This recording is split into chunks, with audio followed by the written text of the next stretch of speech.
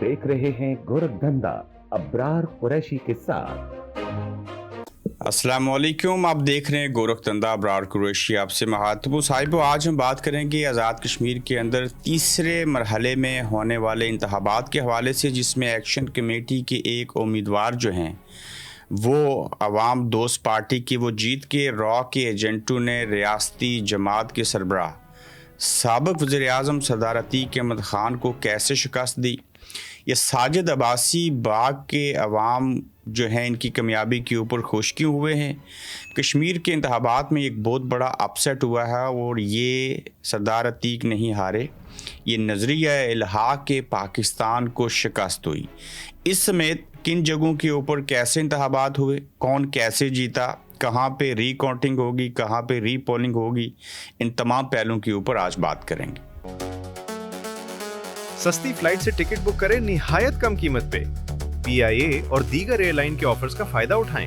UK और Europe से Pakistan, India या मिडिल ईस्ट के लिए निहायत सस्ती टिकट। प्रोमो कोड यूज करें और हासिल करें 10% ऑफ। साहिबो देखिए, सबसे पहले आज़ाद कश्मीर के 3 मरतबा वज़ीर आज़म रहने वाले साबिक़ वज़ीर आज़म सरदार अतीक अहमद ख़ान रियासती जमात मुस्लिम कॉन्फ्रेंस के सरबराह, जिस जमात की बुनियाद 1931 को रखी गई थी। इस जमात ने एक तवील अरसा इक़्तिदार देखा। उसके बाद इनका नज़रिया था नज़रिया इल्हाक़ पाकिस्तान। ये क्या वजूहात बनी कि जो सरदार अब्दुल क़य्यूम ख़ान थे, एक बहुत बड़ा नाम था आज़ाद कश्मीर की सियासत में, जिनकी बड़ी खिदमात हैं, उनके बेटे जो हैं वो एक मालदार, एक नो मौलूद सियासतदान साजिद अब्बासी जिनका नाम है, उनसे हार गए। साहिबो, अगर देखा जाए तो सरदार अतीक अहमद ख़ान सिर्फ इलेक्शन नहीं हारे बल्कि अपना आबाई पोलिंग स्टेशन हार गए। आखिर वो कौन सी वजूहात थी, वो कौन से ऐसे अमल और अमाल थे जिसके बायस सरदार अतीक अहमद ख़ान जो हैं वो अपनी सीट से हाथ धो बैठे। क्या इसमें अना थी, क्या इसमें गुरूर और तकब्बर था? सियासतदान तो वो हैं सारे लोग। मैं एज ए सहाफ़ी चाहता था कि ऐसे चेहरे जो हैं वो असम्बली में होने चाहिए, लेकिन तब होने चाहिए जब उनको आवाम की तायद और अमायत हासिल हो।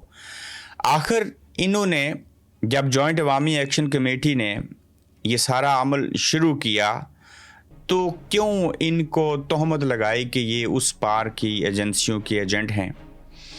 इन्होंने कहा इनको कुचलना चाहिए और ऐसी ऐसी बातें इन्होंने कहीं, जिसके बाद इनको आवाम ने वोट की पर्ची से बुरे तरीके से शिकस्त दे दी। थोड़ा सा माजी को देखें तो मैंने देखा कि वहाँ पे जो नीला बट का इलाका है, वहाँ एक शख्स है जिनका नाम है अंसर अब्बासी। ये नीला बट से हैं और इनका अहम किरदार है सरदार अतीक अहमद ख़ान साहब को हराने में, जहाँ पे बाग के दिगर लोगों का है।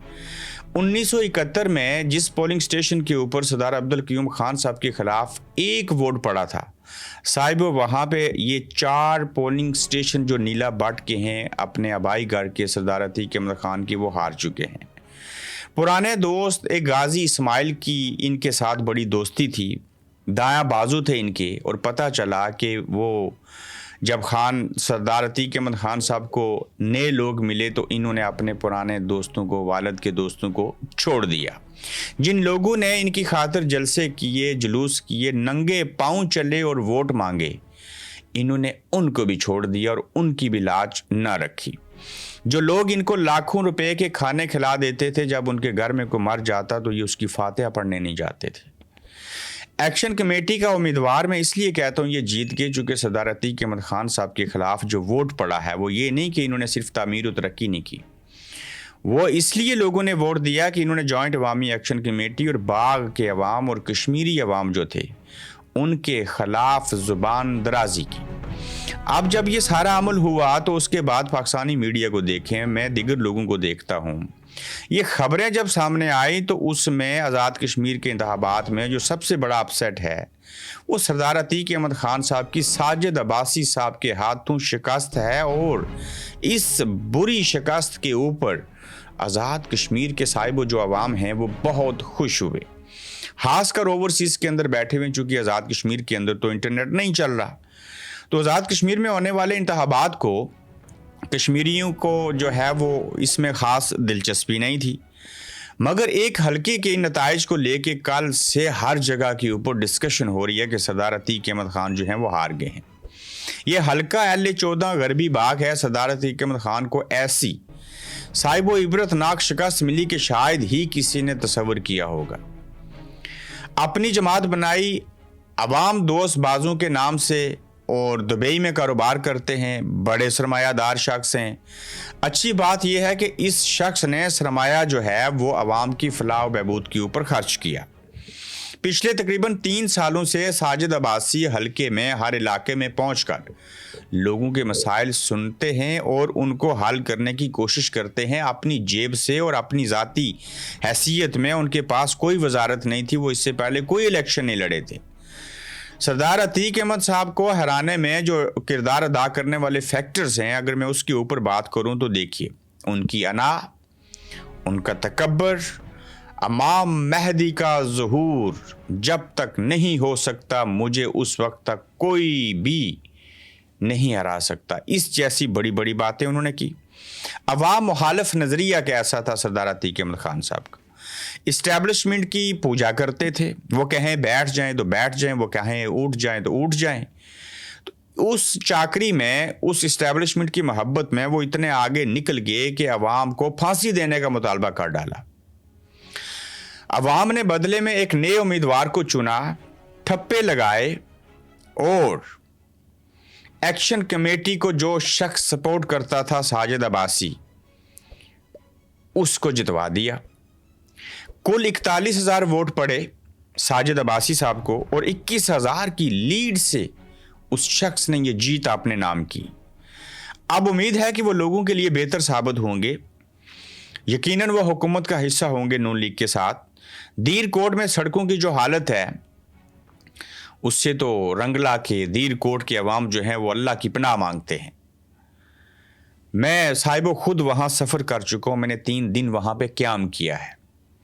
دوسری جانب سردار عتیق احمد خان کی ہار بہت سارے لوگوں کے لیے پیغام بھی ہے۔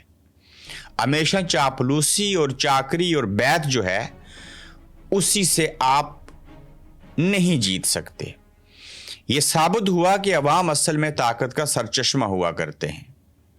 تو سردار عتیق احمد خان صاحب کی شکست نظریہ الحاق پاکستان کو شکست، ساجد عباسی کی کامیابی عوام کی کامیابی، جوائنٹ عوامی ایکشن کمیٹی کی کامیابی۔ تو لہٰذا یہ سوال ہے کہ اتنی بڑی ریاستی جماعت، وہ آج ایک بھی اس کی سیٹ نہیں ہے اور اس کی نمائندگی جو ہے وہ آنے والی اس نئی اسمبلی کے اندر نہیں ہوگی۔ اس کا ذمہ دار کوئی اور نہیں سوائے سردار عتیق احمد خان صاحب کی اپنی ذات کی۔ منہ سے نکلے ہوئے الفاظ اور کمان سے نکلا ہوا تیر کہتے ہیں کہ کبھی واپس نہیں آتا۔ میں بھی چاہتا تھا سردار عتیق احمد خان صاحب جیسے لوگ اسمبلی کے اندر موجود ہونے چاہیے، لیکن ان کی عدم موجودگی کی وجہ وہ خود بنے اور عوام کا غم و غصہ تھا، اور انہوں نے جو الفاظ کہے عوام نے ان سے اس کا بدلہ لیا۔ تو لہٰذا یہ سبق ہے ان تمام سیاستدانوں کے لیے جو آئندہ مستقبل میں سیاست کرنا چاہتے ہیں۔ دیکھیے بہت ساری اور چیزیں ہیں۔ حلقہ LA-16 شرقی باغ کے 14 پولنگ سٹیشنز پر 15 اگست کو دوبارہ ری پولنگ کروانے کا فیصلہ ہوا ہے۔ حلقہ LA-15 وسطی باغ کے بقیہ 9 پولنگ سٹیشنز پر بھی 15 اگست کو ری پولنگ کا فیصلہ ہوا ہے۔ اب یہ ضیاء قمر جیت چکے ہیں میرے ذرائع کے مطابق، میرے تجزیے کے مطابق۔ مشتاق مناس ہار چکے ہیں۔ اب جو سردار قمر زمان صاحب کا حلقہ ہے وہ ہم دیکھیں گے کہ وہاں پہ چیزیں کیا ہوتی ہیں۔ اب شرقی باغ سے مسلم لیگ نون کے امیدوار سردار میر اکبر خان نے 3,225 ووٹس کے ساتھ لیڈ کر رہے ہیں، جبکہ بقیہ پولنگ سٹیشنز پر ووٹوں کی تعداد 7,500 ہے۔ وسطی باغ سے پیپلز پارٹی کے سردار ضیاء قمر 1,622 ووٹوں کے ساتھ لیڈ کر رہے ہیں۔ تو اب بقیہ پولنگ سٹیشنز پر مجموعی ووٹس کی تعداد تقریباً 5,000 ہے۔ پھر آپ حویلی میں دیکھیے، رات کے فائرنگ ہوتی رہی، گراؤ جلاؤ ہوتا رہا، وہاں سے وزیر اعظم فیصل ممتاز راٹھور صاحب جیت گئے۔ یہ الزام لگا کہ وہاں پہ دھاندلی ہوئی اور ٹیمپرنگ کر کے جو فارم 24 تھا اس کو تبدیل کیا گیا۔ تو پونچھ ڈویژن کے اندر ہونے والے انتخابات جو ہیں وہ مشکوک ٹھہرے اور اب بھی 2 ڈسٹرکٹ باقی ہیں، سدنوتی اور راولا کوٹ، جہاں پہ 7 اسمبلی کی سیٹوں کے اوپر الیکشن ہونا ہے۔ لیکن اب تک کہ اگر اعداد و شمار دیکھیں تو مسلم لیگ نون 25 سے 26 سیٹیں لے چکی ہے یا لے جائے گی۔ اگر مشتاق مناز صاحب بھی جیت جاتے ہیں تو 27 ہو جائیں گی، اور ساجد عباسی صاحب کو شامل کر کے بھی 27 ہیں۔ پھر 7 سے 8 سیٹیں جو ہیں وہ اسپیشل بنیں گی، خواتین کی ہیں، ٹیکنوکریٹ کی ہیں، تو مسلم لیگ نون جو ہے وہ بآسانی حکومت بنا لے گی۔ تو سردار عتیق احمد خان صاحب کی ہار کے اوپر اور ساجد عباسی کی جیت کے اوپر آپ کیا کہنا چاہتے ہیں؟ اور خاص کر باغ کے عوام اپنی رائے کا اظہار جو ہے ضرور کیجیے گا۔